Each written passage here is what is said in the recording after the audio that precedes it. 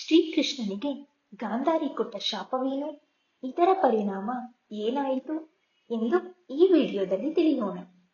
ಕುರುಕ್ಷೇತ್ರದ ಯುದ್ಧದ ಪರಿಣಾಮಗಳ ಬಗ್ಗೆ ನಿಮಗೆಲ್ಲ ತಿಳಿದಿದೆ. ಕುರುಕ್ಷೇತ್ರ ಯುದ್ಧದಲ್ಲಿ ಪಾಂಡವರಿಗೆ ವಿಜಯವಾಗುತ್ತದೆ. ಯುದ್ಧದ ನಂತರ ಯುಧಿಷ್ಠಿರ ತಮ್ಮಂದಿರು ಮತ್ತು ಶ್ರೀಕೃಷ್ಣನೊಡನೆ ಹಸ್ತಿನಾಪುರಕ್ಕೆ ಬರುತ್ತಾರೆ. ಗಾಂಧಾರಿ ತನ್ನ 100 ಪುತ್ರರ ಮರಣದಿಂದ ದುಃಖಿತಳಾಗಿ ಶೋಕದಿಂದಿರುತ್ತಾಳೆ. ಆದರೆ ಅವಳ ಕೋಪ ಪಾಂಡವರ ಮೇಲಿರಲಿಲ್ಲ, ಶ್ರೀಕೃಷ್ಣನ ಮೇಲೆ. ಯಾಕೆಂದರೆ ಅವರು ಮನಸ್ಸು ಮಾಡಿದ್ದರೆ ಎಲ್ಲವನ್ನೂ ತಡೆಯಬಹುದಿತ್ತು, ಎಲ್ಲರನ್ನೂ ಉಳಿಸಬಹುದಿತ್ತು ಎಂಬ ಯೋಚನೆ ಅವಳದ್ದಾಗಿತ್ತು. ಈ ನೋವಿನಿಂದ ಅವಳು ಕೃಷ್ಣನಿಗೆ ಹೇಳುತ್ತಾಳೆ, ಏ ಕೃಷ್ಣ, ನಿನ್ನ ದೃಷ್ಟಿಯಿಂದ ಒಮ್ಮೆ ಯುದ್ಧ ಭೂಮಿಯನ್ನು ನೋಡು. ಎಲ್ಲರೂ ಸತ್ತು ಬಿದ್ದಿದ್ದಾರೆ. ಅವರ ಪತ್ನಿ ಮತ್ತು ಮಕ್ಕಳು ರೋಧಿಸುತ್ತಿದ್ದಾರೆ. ಇದಕ್ಕೆಲ್ಲ ನೀನೇ ಕಾರಣ. ಇದನ್ನೆಲ್ಲ ನೀನು ನಿಲ್ಲಿಸಬಹುದಿತ್ತು.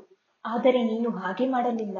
ನೀನು ಪಾಂಡವರ ಪರ ಪಕ್ಷಪಾತಿಯಾದೆ ಎಂದು ಹೇಳಿ ದುಃಖದಿಂದ ನನಗೆ ಬೇರೆ ದಾರಿಯೇ ಇಲ್ಲ, ನಾನು ನಿನಗೆ ಶಾಪ ನೀಡುತ್ತಿದ್ದೇನೆ ಎಂದು ಅವಳು ಕೃಷ್ಣನಿಗೆ ಹೇಳುತ್ತಾಳೆ. ನಿನ್ನ ಯಾದವ ಕುಲದವರು ನಿನ್ನ ಕಣ್ಣೆದುರೇ ಒಡೆದಾಡಿಕೊಂಡು ಸಾಯಲಿ. ನಿನ್ನ ಕನಸಿನ ದ್ವಾರಕೆಯ ಅರಮನೆ ನಗರ ನೀರಿನಲ್ಲಿ ಮುಳುಗಿ ಹೋಗಲಿ. ನಿನ್ನಿಂದ ಅದನ್ನು ತಾಳಲಾರದೆ ನೀನು ನಗರವನ್ನು ಬಿಟ್ಟು ಕಾಡಿನಲ್ಲಿ ಅಲೆಯುವಂತಾಗಲಿ. ಯೋಧನಿಗೆ ಸಿಗುವ ಯುದ್ಧ ಭೂಮಿಯ ಮರಣ ನಿನಗೆ ಸಿಗದಂತಾಗಲಿ.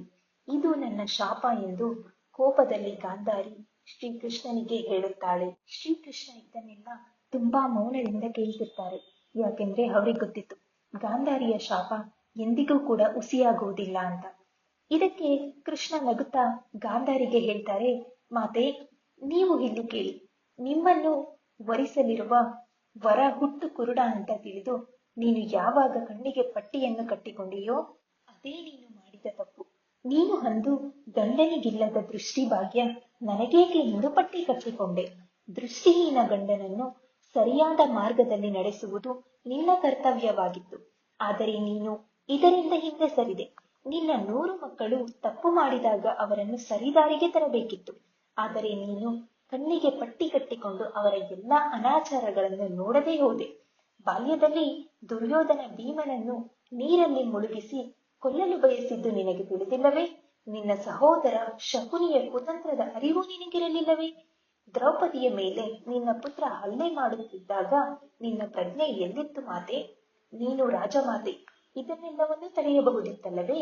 ಯಾವಾಗ ನಿನ್ನ 99 ಪುತ್ರರು ಮರಣ ಹೊಂದಿದಾಗ ದುರ್ಯೋಧನನೊಬ್ಬನೇ ಉಳಿದಾಗ ಅವನನ್ನು ಉಳಿಸಲು ನೀನು ನಿನ್ನ ಪ್ರತಿಜ್ಞೆಯನ್ನೇ ಮರೆತು ನಿನ್ನ ಕಣ್ಣಿನ ಪಟ್ಟಿಯನ್ನು ತೆಗೆದು ಬಿಟ್ಟೆಯಲ್ಲ, ಆಗ ನಿನ್ನ